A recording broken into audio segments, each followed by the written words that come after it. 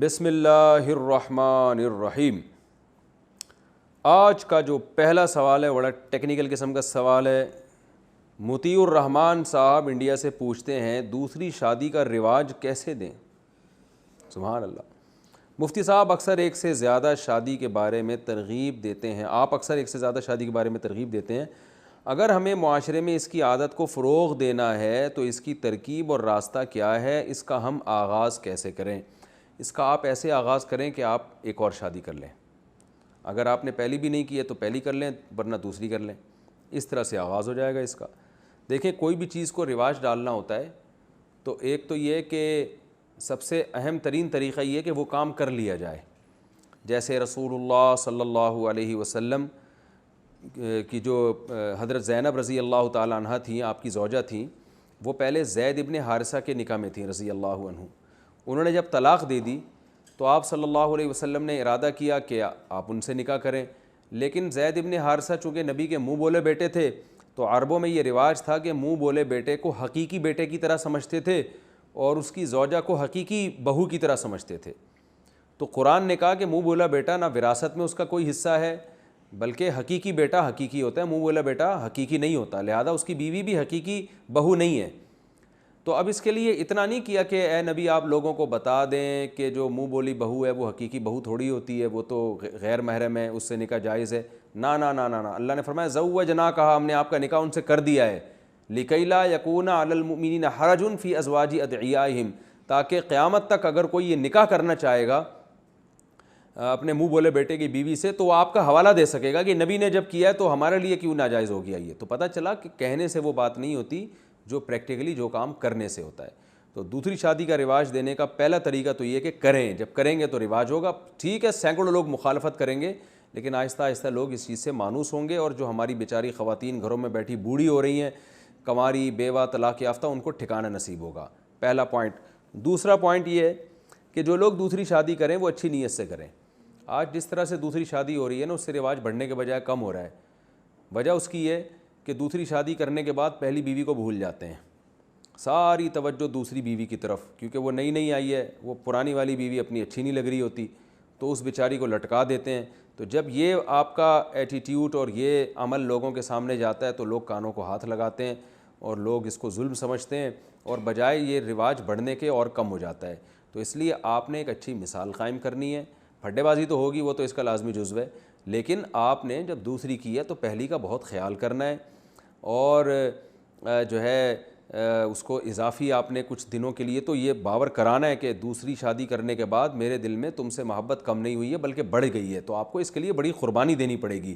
جب کسی مردہ سنت کو زندہ کیا جاتا ہے تو پیڑے کھا کے نہیں بلکہ قربانیاں دے کے، تو آپ نے قربانی دینی ہے، اور وہ قربانی یہی ہوگی کہ دوسری کرنے کے بعد پہلی کو آپ نے پہلے سے زیادہ محبت دینی ہے، عزت دینی ہے۔ اللہ نے مالی وسعت دی ہے تو مال زیادہ خرچ کریں اس کے اوپر۔ وہ خود یہ بولے کہ بھائی دوسری کرنے کے بعد میرے میاں میرے ساتھ پہلے سے بھی زیادہ اچھے ہو گئے ہیں، وہ یہ نہ کہے کہ دوسری کرنے کے بعد مجھے تو انہوں نے لٹکا کے چھوڑ دیا ہے۔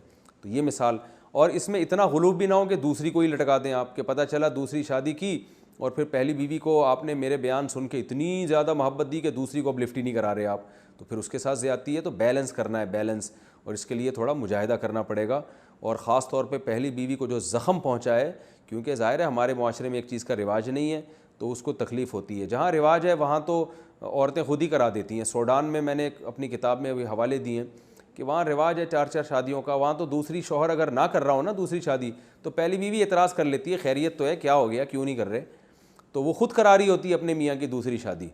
تو بلکہ عورتیں تانا دیتی ہیں ایسی عورت کو جس کے میاں کی دوسری بیوی نہ ہو۔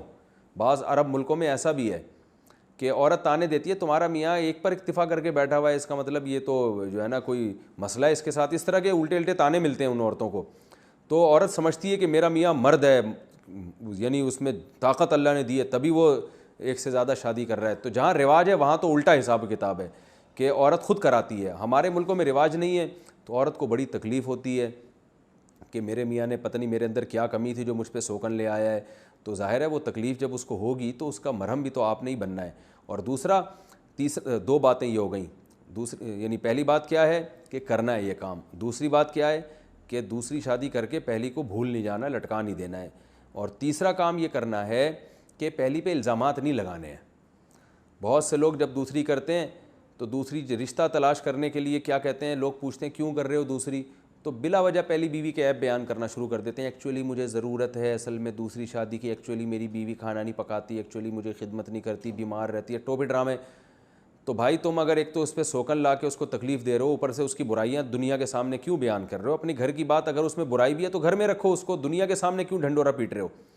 تو آپ جب دوسری شادی کے لیے پیغام بھیجیں، کوئی پوچھے کہ آپ کی پہلی وائف میں کیا خرابی ہے، آپ بولو کوئی خرابی نہیں. میں اپنا بتاؤں، جب میں نے سیکنڈ میرج کے لیے پیغام بھیجا تو مجھ سے یہی پوچھا گیا تھا کہ آپ کی پہلی بیوی میں کیا خرابی ہے. میں نے کہا پہلی بیوی میری بہت اچھی ہے.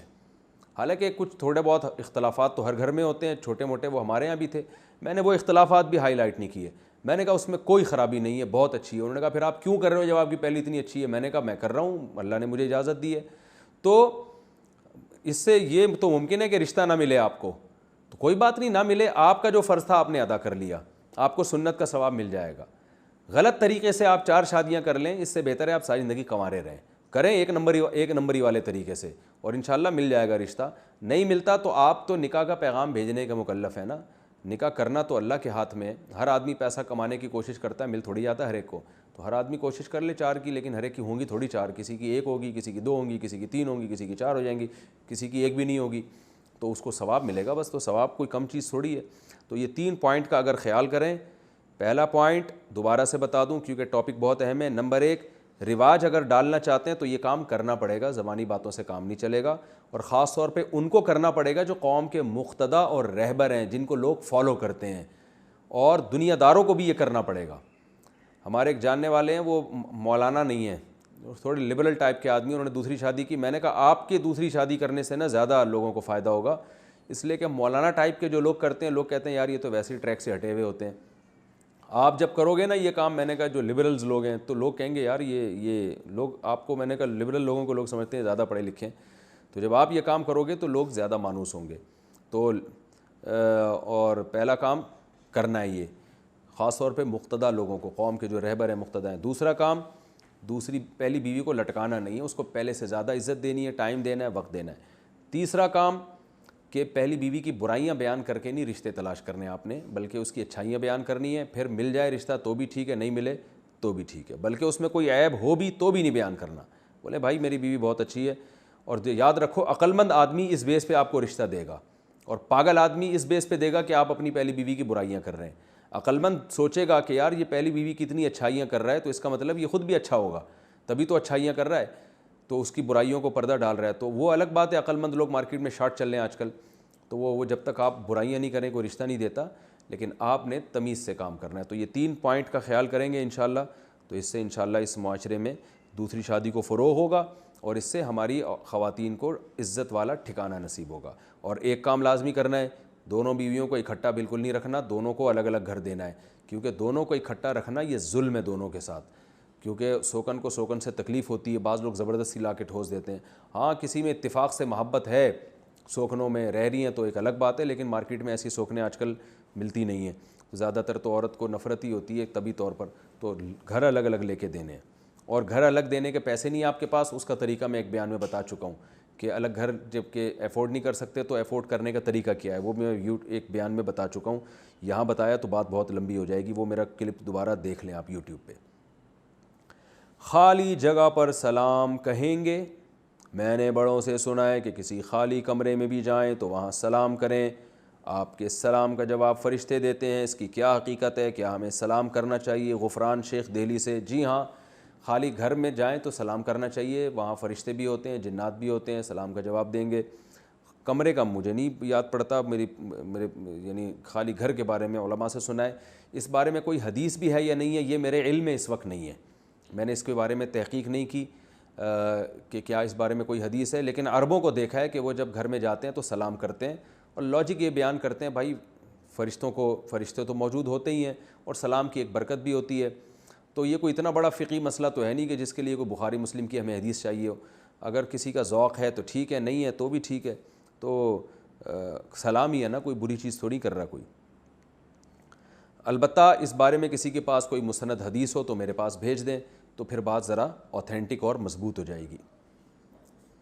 قرآن میں بال نظر آنے کی حقیقت. ہمارے علاقے میں قرآن پاک کے دوسرے پارے میں لوگوں کو بال نظر آ رہے ہیں، اور ان کا کہنا ہے کہ یہ بال نبی کریم صلی اللہ علیہ وسلم کے داڑھی مبارک کے بال ہیں، اور ان بالوں کو جو شخص پانی کی بوتل میں ڈال کر پیے گا وہ بیماری سے محفوظ رہے گا۔ اس بارے میں وضاحت فرما دیں۔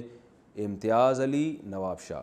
دیکھیں جن لوگوں کو بال نظر آ رہے ہیں یا تو ان کی آنکھوں میں بال ہے، وہ بال نظر آ رہے ہیں ان کو، یا وہ فارغ البال ہیں، ان کا دنیا میں کوئی کام نہیں ہے تو الٹی الٹی چیزیں ان کو نظر آ رہی ہیں۔ لیکن یہ جو بال قرآن میں نظر آتے ہیں یہ انسانوں کے بال ہوتے ہیں، لوگ تلاوت کرتے ہیں تو بال گر جاتے ہیں، تو ان کو پانی میں ڈال کے بالکل پینے کی ضرورت نہیں ہے۔ خام خواہ میں کسی کی جوئیں ہوئیں جراثیم چلے جائیں گے پیٹ میں، مرمر آ جائیں گے آپ بلا وجہ، تو اس لیے فضول چیزیں ان میں لفٹ نہ کرائیں بالکل، ان چیزوں کو بکواس ہے یہ سب کچھ۔ چکن میں خون نظر آئے تو کیا کریں؟ چکن میں جو خون کی آمیزش رہ جاتی ہے کیا وہ حلال ہے یا حرام؟ جبکہ قرآن مجید میں بہتے ہوئے خون کو حرام قرار دیا گیا ہے۔ انہوں نے اپنا نام نہیں لکھا، بھائی نام ضرور لکھا کریں اور لوکیشن بھی، یعنی جس شہر سے بات کر رہے ہیں وہ بھی لکھا کریں۔ بھائی قرآن نے بہتے ہوئے خون کو حرام قرار دیا ہے۔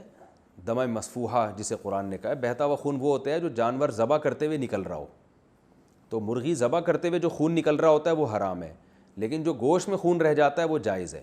تو اس لیے جب آپ چکن خرید کے لائیں تو اس پہ جو خون لگا ہوا ہوتا ہے وہ جائز ہے، اس کو کھانے میں کوئی حرج نہیں ہے۔ ویسے بھی وہ دھوئی جاتی ہے تو وہ ویسے بھی صاف ہو جاتا ہے، لیکن اگر کوئی بغیر دھوئے بھی اس کو پکا کے کھا لے گا تو وہ حلال ہے، کیونکہ جو خون بہہ گیا ہے نا اس کا جانور ذبح کرنے کے بعد، تو وہ بہتا ہوا خون جو ہے اس کو استعمال نہیں کیا جا سکتا۔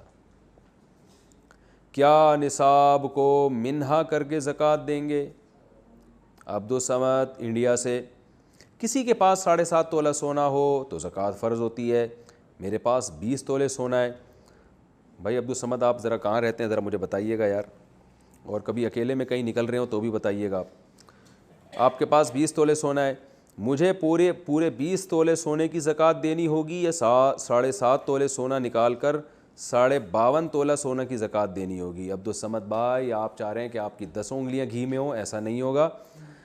دیکھیں 20 تولہ سونا ہے تو 20 تولے سونے ہی کی آپ کو زکوٰۃ دینی پڑے گی، اس کا 2.5% آپ زکوٰۃ میں نکالیں گے۔ اب چاہے سونا نکالیں یا اس کی قیمت نکال دیں۔ نبی صلی اللہ علیہ وسلم نے فرمایا جو سونے کی زکوٰۃ نہیں نکالتا، بلکہ قرآن میں بھی ہے، تو یہی سونا پگھلا کر اس کی پیشانی اور پیٹھ کو داغا جائے گا۔ تو زکوٰۃ بہت بڑی عبادت ہے، خوش دلی کے ساتھ کرنی چاہیے، اور نہ دینا کبیرہ گناہ ہے۔ غسل کے وضو سے نماز پڑھ سکتے ہیں؟ جو وضو ہم غسل شروع کرنے سے پہلے کرتے ہیں کیا اس وضو سے نماز ہو جائے گی، یا غسل کرنے کے بعد نماز پڑھنے کے لیے دوبارہ وضو کرنا ہوگا؟ جاوید صاحب انڈیا سے۔ اگر آپ نے غسل کرنے سے پہلے وضو کر لیا اور پھر دوبارہ غسل کیا تو ویسے ہی آپ کا وضو ہو گیا، دوبارہ وضو کی ضرورت نہیں ہے۔ اور اگر آپ نے غسل کرنے سے پہلے وضو نہیں بھی کیا لیکن نہاتے ہوئے آپ کے جسم کے چاروں اعضاء دھل گئے، جیسے سر تو دھل ہی جاتا ہے، چہرہ بھی دھل جاتا ہے، بازو بھی اور پاؤں بھی، تو پھر بھی آپ کا وضو ہو گیا، تو اس سے بھی آپ نماز پڑھ سکتے ہیں، دوبارہ وضو کرنے کی ضرورت نہیں ہے۔ لیکن سنت یہی ہے کہ غسل سے پہلے باقاعدہ وضو کیا جائے پھر غسل کیا جائے، تو بہتر یہی ہے۔ لیکن اگر کسی نے سنت پر عمل نہیں کیا، ڈائریکٹ ویسے ہی نہا لیا، تو بھی خود بخود اس کا وضو ہو جائے گا اور اس کو دوبارہ وضو کرنے کی ضرورت نہیں ہے۔ اگر والدین پسند کی شادی پر راضی نہ ہوں، محمد جنید صاحب لکھنؤ سے، میں اپنی خالہ کی بیٹی سے شادی کرنا چاہتا ہوں، ابو امی راضی نہیں ہیں، وہ کہتے ہیں کہ لڑکی کے سر میں درد رہتا ہے، وہ بیمار رہتی ہے، اس کے ابو کے مزاج بھی تھوڑا ٹھیک نہیں ہے، اور ان کے گاؤں والے بھی ٹھیک نہیں ہیں۔ ہائے ہائے ہائے ہائے، کیا ان وجوہات کی بنا پر، یہ ہائے ہائے یعنی لکھا ہوا ہے، میں افسوس سے کہہ رہا ہوں، کیا ان وجوہات کی بنا پر شادی کا کیا حکم ہے؟ بھائی محمد جنید صاحب، آپ کی خالہ کی بیٹی سے آپ شادی کرنا چاہ رہے ہیں، اس کے سر میں بھی درد ہے، اس کے ابو امی بھی خوش نہیں ہیں شادی پہ، اور بیمار بھی رہتی ہے، اس کے ابو کا مزاج بھی ٹھیک نہیں ہے، تو ابا اماں آپ کو منع کر رہے ہیں، تو معقول وجہ ہی معلوم ہوتی ہے منع کرنے کی۔ مان لیں ابا اماں کی آپ پہ عشق سوار ہے، ایسا نہ ہو جب عشق کی بیس پہ آپ نے شادی کر لی، پہلی بات تو جب اس کے ابو امی راضی نہیں ہیں تو آپ شادی کیسے کریں گے؟ بھگا کے شادی کوئی اچھا کام تو نہیں ہے نا۔ تو لڑکی کے پہلے ابا کو راضی کریں، اماں کو بھی پٹائیں، یعنی ان کو راضی کریں آپ، پھر اس کے بعد آپ اس لڑکی سے شادی کریں گے۔ ابا اماں راضی نہیں ہیں تو آپ کر لے کیسے لیں گے؟ تو اور سر میں درد رہتا ہے تو بیچاری کا علاج ہو جائے گا پیناڈول سے یا کسی بھی چیز سے، یہ تو میں نہیں کہہ سکتا۔ تو اصل میں یہ گھریلو معاملات ہیں، اس میں کچھ کہہ نہیں سکتا۔ جائز ناجائز کا مسئلہ تو میں بتا سکتا ہوں کہ زبردستی آپ کی شادی کہیں کرائی نہیں جا سکتی، شرعاً یہ جائز نہیں ہے، اور جہاں انسان چاہ رہا ہو شریعت نے ترغیب دی ہے کہ وہیں شادی کریں والدین اس کی۔ لیکن اب آپ ایسی جگہ چاہ رہے ہیں جہاں آپ کے والدین سمجھتے ہیں ان کو نقصان ہوگا یا آپ کا مستقبل تباہ ہو سکتا ہے، تو وہ آپ جانیں، آپ کے والدین جانیں، وہ گھریلو مسئلہ ہے۔ تو اس میں جب تک کسی کے 100% حالات سامنے نہ آئیں انسان کسی کو مشورہ نہیں دے سکتا۔ تو آپ اپنی کزن سے شادی کریں یا نہ کریں، میں اس بارے میں آپ کو کوئی مشورہ اس لیے نہیں دے سکتا کہ میں پورے طور پر آپ کے گھریلو حالات سے، آپ کے والدین کے جذبات اور ان لڑکی کے حالات سے واقف نہیں ہوں۔ یہ صرف 4 چیزیں پتہ چلی ہیں: سر میں درد، ابا اماں راضی نہیں ہیں، ابا کا میٹر بھی اکثر شارٹ رہتا ہے، اور ایک اور چیز آپ نے بیان کی ہے۔ تو اس سے نہیں کوئی جو ہے وہ اس سے اندازہ نہیں ہو سکتا مجھے صرف۔ اچھا میرے بھائی، نماز کے احکام میں علماء میں اختلاف کی وجہ۔ حدیث میں ہے کہ آپ صلی اللہ علیہ وسلم نے فرمایا اس طرح نماز پڑھو جیسے میں پڑھتا ہوں۔ اب بعض علماء کہتے ہیں کہ تکبیر تحریمہ کے وقت کانوں تک ہاتھ اٹھائیں، بعض کہتے ہیں کہ کندھوں تک اٹھائیں، بعض کہتے ہیں رفع الیدین کرو، بعض کہتے ہیں نہیں کرو۔ تو کیا آپ صلی اللہ علیہ وسلم نے مختلف طریقوں سے نماز پڑھی ہے؟ جہاں زیب سومرو ٹنڈو محمد خان سے، جی بھائی ایسا ہی ہے۔ آپ صلی اللہ علیہ وسلم نے فرمایا صلو کما رأیتمونی اصلی، ایسے نماز پڑھو جیسے میں نماز پڑھتا ہوں۔ تو اب آپ نے مختلف طریقوں سے نماز پڑھی ہے، اس سے پتہ چلتا ہے اس تمام طریقوں سے نماز پڑھنا جائز ہے۔ رفع الیدین کر کے بھی پڑھنا جائز، نہ کر کے بھی پڑھنا، کندھوں تک ہاتھ اٹھا کے پڑھنا بھی اور کانوں تک ہاتھ اٹھا کے پڑھنا بھی، ہر طرح سے جائز ہے۔ فقہا میں اختلاف ہوا ہے بہتر طریقہ کون سا ہے۔ تو اب بعض فقہا نے کہا کہ نبی نے رفع الیدین، جو زیادہ تر حدیثیں رفع الیدین والی ملتی ہیں تو اس لیے کرنا افضل ہے۔ بعض فقہا نے کہا کہ بھئی کرنے کی حدیثیں اس لیے زیادہ ملتی ہیں کہ کرنے کو ہائی لائٹ کیا جاتا ہے، کسی کام کے نہ کرنے کو ہائی لائٹ نہیں کیا جاتا۔ تو لہذا وہ یہ کہتے ہیں کہ چونکہ اکثر صحابہ رفع الیدین نہیں کرتے تھے، جیسے کہ ترمذی کی، امام ترمذی جو امام بخاری کے شاگرد ہیں انہوں نے اس کی تصریح کی ہے، وَبِهِ يَقُولُ غَيْرُ وَاحِدٍ مِّنْ أَهْلِ الْعِلْمِ مِنْ أَصْحَابِ النَّبِيِّ صلی اللہ علیہ وسلم۔ رفع الیدین نہ کرنا بہت سارے صحابہ کا مذہب ہے، بہت سارے صحابہ کا قول ہے، اور جب رفع الیدین کرنے کا ذکر آیا تو انہوں نے کہا بعض صحابہ کا قول ہے جن کے نام بھی بتائے۔ تو اس بیس پہ امام حنیفہ نے کہا کہ نہ کرنا افضل ہے، کیونکہ نبی نے زیادہ تر نماز بغیر رفع الیدین کے پڑھی ہے اور آخری عمر میں آپ نے نماز بغیر رفع الیدین کے پڑھی ہے، یہ ان کی رائے ہے۔ تو ہر ایک کے اپنے اپنے دلائل ہوتے ہیں، تو اس لیے کسی ایک کو بھی اس میں ملامت کرنا جائز نہیں ہے۔ سب کا مقصد نبی کی سنت کو فالو کرنا ہے، جس نے جس طریقے کو افضل سمجھا اس طریقے کو فالو کیا۔ ایک عرب عالم ہیں سلیمان العودہ، اب تو پتہ نہیں شاید انتقال ہو گیا، وہ بڑے پیارے عالم، وہ انہوں نے ایک بڑی پیاری بات کہی۔ وہ مسئلہ بیان کر رہے تھے کہ نماز میں ہاتھ باندھنا کہاں افضل ہے، تو وہ چونکہ حنبلی ہیں تو انہوں نے بتایا کہ ناف کے اوپر اس طرف ہاتھ باندھنا افضل ہے، اور بعض کی رائے بیان کی کہ وہ کہتے ہیں سینے پہ ہاتھ باندھنا افضل ہے، بعض کو احناف کا مسلک بیان کیا کہ ادھر ناف کے پر جو ہے نا دائیں ہاتھ کو بائیں ہاتھ پہ رکھنا افضل ہے۔ تو انہوں نے مختلف طریقے بیان کیے، پھر ان کی رائے میں جو طریقہ بہتر تھا انہوں نے وہ بیان کیا۔ پھر آخر میں بڑی پیاری بات کی انہوں نے کہ دیکھو نماز میں اگر ہاتھ باندھنے کے طریقوں میں اختلاف ہو اور دل ہمارے ایک ہوں یہ اچھا عمل ہے، یہ برا نہیں ہے، لیکن اگر ہاتھ باندھنے کے طریقے سب کے ایک جیسے ہوں اور دلوں میں اختلاف ہو یہ برا عمل ہے۔ تو اس لیے فروعی مسائل میں اختلاف ہمیشہ سے چلا آ رہا ہے، اس میں کوئی حرج نہیں ہے، کوئی اس طرح سے پڑھ لے کوئی اس طرح سے پڑھ لے، لیکن اس بیس پر مناظروں کے چیلنج، جیسے کہ آج کل یوٹیوب پہ بعض فتنہ پرست لوگوں نے جو رفع الیدین کو لے کے بیٹھے تو نہ کرنے والوں کو کہا کہ یہ حدیث کو نہیں مانتے، اور جو نہ کرنے والے وہ رفع الیدین کرنے والوں کو کہہ رہے ہیں کہ یہ جو ہے نا وہ جو ہے متشدد ہیں یا یہ کہ یہ حدیث کو نہیں مانتے۔ تو اس طرح کی کوئی بھی باتیں اگر کوئی کرے گا تو اس کا مطلب وہ امت میں لڑائی پیدا کر رہا ہے، تو یہ بہرحال برا ہے۔ تو صحابہ میں بھی اختلاف تھا، کچھ صحابہ یہاں تک ہاتھ اٹھاتے، کچھ یہاں تک ہاتھ اٹھاتے، کچھ یہاں ہاتھ باندھتے تھوڑا اوپر کر لیتے، کچھ تھوڑا نیچے کر لیتے، تو کچھ رفع الیدین کر لیتے، کچھ نہیں کر لیتے، سب چل رہا ہے مارکیٹ میں۔ تو یہ چیزیں اتنی لفٹ کرانے کی چیزیں نہیں ہیں، اسی وجہ سے ہماری رائے یہ ہے کہ ایک فقہ کو فالو کرے انسان، باقی سب کو صحیح سمجھے۔ جیسے ہم امام حنیفہ کے فقہ کو فالو کرتے ہیں اور شافعی کو، امام احمد بن حنبل کو، امام مالک کو بھی صحیح سمجھتے ہیں، کوئی امام شافعی کے فقہ کو فالو کرتا ہے، تو کرے ایک ہی کو، یہ نہیں کہ آدھا ادھر جا رہا ہے آدھا ادھر جا رہا ہے آدھا ادھر جا رہا ہے آدھا ادھر جا رہا ہے۔ ہماری رائے اس میں اس طریقے پر عمل کرنے سے فساد پیدا ہوتا ہے، تو یہ ہماری رائے ہے، کوئی عمل کر لے ٹھیک ہے، نہیں کرے تو بھی مارکیٹ میں سب چلتا ہے۔ بڑے بڑے ایشو ہیں، شرک، عقیدہ، یہ یہ بڑے بڑے ایشوز ہیں، ان پر انسان کو زیادہ کام کرنا چاہیے۔ اچھا بھائی، کیا فراڈ کر کے حق وصول کر سکتے ہیں؟ کیا خاندانی سوال ہے۔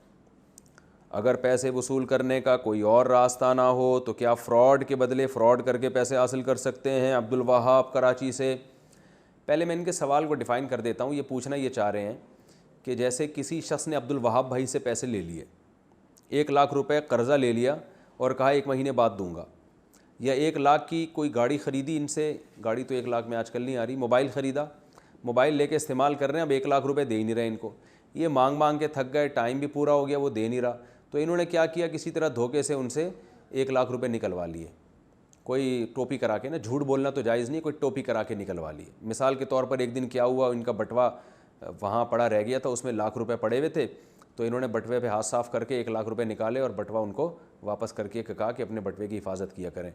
تو اس طرح کا ٹوپی ڈرامہ کیا انہوں نے، تو یہ مجبوری میں جائز ہے، اس لیے کہ یہ فراڈ نہیں ہے، یہ دیکھنے میں فراڈ لگ رہا ہے، بلکہ حقیقت میں یہ کہ ایک آدمی تمیز سے آپ کا حق ادا نہیں کر رہا تو آپ گھما کے، جیسے کہتے ہیں نا، جب سیدھی انگلی سے گھی نہ نکل رہا ہو تو انگلی ٹیڑھی کر کے گھی نکالنا پڑتا ہے، تو یہ بہتر تو نہیں ہے لیکن جائز ہے۔ فقہاء نے اسی پر فتویٰ دیا ہے کہ آج کل کے زمانے میں لوگ شرافت سے جب پیسے نہیں دے رہے، آپ کا حق نہیں دے رہے، تو شر اور آفت کے ذریعے پیسے نکلوانا جائز ہے، لیکن اس میں 2 باتوں کا خیال کیا جائے کہ جتنا حق بنتا ہے اتنا ہی لیا جائے، اس سے زیادہ نہ لیا جائے۔ مثال کے طور پر آپ نے دیکھا جی محترم کا بٹوا رکھا ہوا ہے، اس میں 1,00,000 روپے پڑے ہوئے ہیں، آپ نے پورے 1,50,000 نکال لیے کہ 1,00,000 تو اس لیے کہ اس نے مجھے پیسے نہیں دیے، 50,000 اس ٹینشن کے جو اس نے مجھے دی تھی، تو وہ ٹینشن کے پیسے نہیں لے سکتے آپ کہ بھئی 1,00,000 تو میں اس لیے لے رہا ہوں کہ اس نے میرے 1,00,000 دے نہیں رہا شرافت سے، اب 50 اس چکر میں لے رہا ہوں کہ یہ مجھے اتنی ٹینشن کیوں دی اس نے، تو یہ جائز نہیں ہے۔ دوسرا، جب آپ نے اپنا حق وصول کر لیا تو بس وصول کر لیا، اب ایسا نہ ہو وہ تو سمجھ رہا ہے کہ میرے بٹوے سے پتہ نہیں کہاں پیسے گر گئے، وہ 1 مہینے بعد لا کے آپ کو آپ کے 1,00,000 روپے دے رہا ہے، تو آپ گھننے بن کے وہ بھی رکھ رہے ہیں، تو جب آپ پہلے لے چکے ہیں تو اب آپ کے لیے یہ والے پیسے حلال نہیں ہیں، تو آپ اس کو بتا دیں، یا تو واضح بتا دیں کہ میں نکال چکا ہوں، یا اس کو یہ کہہ دیں کہ یہ میں نے گفٹ کر دیے تمہیں، تو اپنے حق سے زیادہ آپ وصول نہیں کر سکتے۔ دوسری بات یہ کہ جس نے پیسے آپ کے لیے اسی کے پیسے لے سکتے ہیں، اس کے کسی رشتہ دار سے نہیں نکال سکتے۔ وسیم بھائی نے آپ سے پیسے لیے، عبد الوہاب بھائی میں آپ سے مخاطب ہوں اس وقت، وسیم بھائی نے آپ سے 1,00,000 روپے لیے اور ٹائم پہ واپس نہیں کر رہے اور ترسا رہے ہیں آپ کو، آپ کے وسیم بھائی کے بچے کا بٹوا آپ نے دیکھا تو اس میں سے 1,00,000 روپے نکال دیا، یہ حرام ہے، کیونکہ جس نے حق دبایا ہے اس سے تو لیا جا سکتا ہے، اس کے علاوہ کسی اور سے نہیں لیا جا سکتا۔ کمپنی میں صرف نفع ہوتا ہو تو انویسٹمنٹ کیا سود کہلائے گی؟ افضل صاحب، محمد افضل صاحب قطر سے۔ پاکستان میں کوکنگ آئل کی کمپنی ہے، اس میں میں پیسے انویسٹ کرنا چاہتا ہوں، اس میں نقصان کا بھی اندیشہ ہے، مگر پچھلے 5 سال کی جو ہسٹری میں نے دیکھی ہے اس میں کسی بھی جگہ نقصان نہیں ہوا بلکہ پروفٹ ہی ہوا ہے، تو کیا یہ سود میں آئے گا؟ نیز اگر یہ دیکھنا ہو کہ وہ سب حلال ہی کما رہے ہیں تو کس طرح دیکھا جائے؟ دیکھیں، آپ نے کمپنی میں پیسے انویسٹ کیے تو آپ ان سے طریقہ کار پوچھیں کہ آپ لوگ پروفٹ کیسے کماتے ہیں۔ اگر وہ باقاعدہ کوئی چیز بیچ رہے ہیں اور پرسنٹیج کے حساب سے آپ کو اس میں شریک کر رہے ہیں تو یہ جائز ہے۔ تو اگر کمپنی کو 5 سال سے نقصان نہیں ہوا تو یہ تو خوشی کی بات ہے، اس کا سود سے کوئی تعلق نہیں ہے، اچھا کاروبار میں انسان کو نقصان نہیں ہوتا تو اس کا سود سے کوئی تعلق نہیں ہے، یہ جائز ہے، بالکل اچھی طرح سے بزنس کر رہے ہوں گے تبھی نقصان نہیں ہو رہا۔ رہا یہ کہ آپ دیکھنا چاہتے ہیں کہ حلال کما رہے ہیں تو کیسے دیکھا جائے گا، تو یہ تو بھائی آپ ہی جا کے دیکھیں گے، آپ انویسٹمنٹ آپ نے کی ہے، جا کے میں دیکھوں تو ایسا کریں گے تو کون آئے گا؟ آپ خود سوچیں نا، آپ نے انویسٹمنٹ کی ہے اور جناب وہ کمپنی کوکنگ آئل کی ہے تو آپ وہاں جا کے پوچھیں بھائی کیسے کما رہے ہو پیسہ، کوکنگ آئل ہی ہے نا، ایسا تو نہیں کہ ڈیزل بیچ رہے ہو اس میں اور کوکنگ آئل کے نام پہ، تو ایسا تو نہیں ہے، کوئی دھوکہ تو نہیں دے رہے لوگوں کو، اور جو پروفٹ ہو رہا ہے تو میری انویسٹمنٹ میں مجھے پرسنٹیج میں شریک کر رہے ہو، کیا کر رہے ہو، یہ ساری ڈیٹیل جب پوچھیں گے تو میں بتاؤں گا کہ یہ آپ جو ہے جائز کاروبار ہے یا ناجائز ہے۔ لیکن اس بیس پہ کہ آپ کو فائدے کے بجائے نقصان ہو رہا ہے، اس میں نقصان بالکل بھی نہیں ہے، اس بیس پہ کاروبار حرام نہیں ہوتا بلکہ یہ اچھے کاروبار کی دلیل ہوتی ہے۔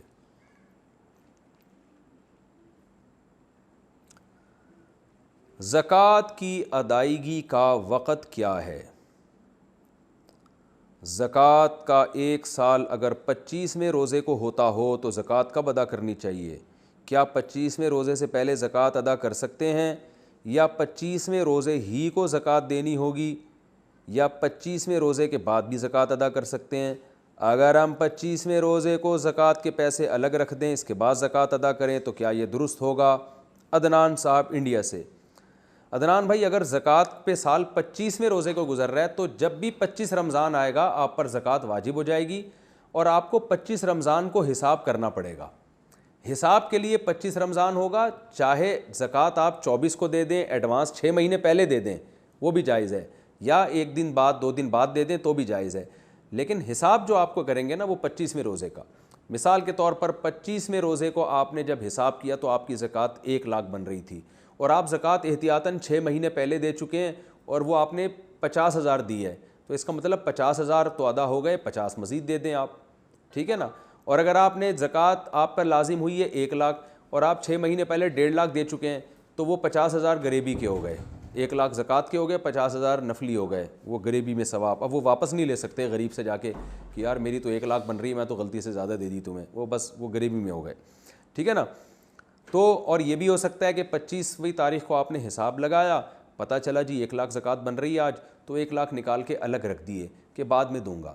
تاخیر کرنا زکوٰۃ میں اچھا کام نہیں ہے، لیکن اس بیس پہ تاخیر کرنا کہ زیادہ سے زیادہ مستحق کو تلاش کیا جا سکے تو یہ بالکل جائز ہے، بلکہ باعث ثواب ہے کہ یار ابھی مارکیٹ میں کوئی صحیح مستحق نظر نہیں آ رہا، اور سال میں بعض دفعہ ایسے لوگ نظر آ جاتے ہیں، آدمی سوچتا ہے یار اس کو زکوٰۃ دینی چاہیے تھی۔ تو اس بیس پہ اگر آپ نے زکوٰۃ نکال کے الگ رکھ دی اور اس بیس پہ آپ نے تاخیر کی تو کوئی حرج نہیں ہے، اس میں کوئی گناہ نہیں ہے انشاءاللہ۔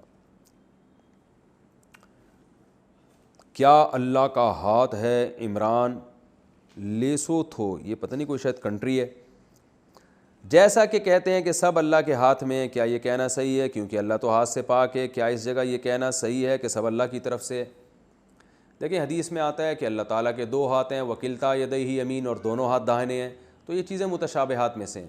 تو کوئی اس نیت سے کہہ دیتا ہے کہ اللہ کے ہاتھ ہیں تو یہ جائز ہے، لیکن اس کی کیفیت ہمیں معلوم نہیں ہے۔ ایسے کہنا کہ جیسے ہمارے ہاتھ ہیں ایسے اللہ کے بھی ہاتھ ہوتے ہیں، یہ بالکل ناجائز ہے۔ اور یہ جو ہم کہتے ہیں اللہ سب کچھ اللہ کے ہاتھ میں، یہ تو یہ کنایا ہے قدرت سے۔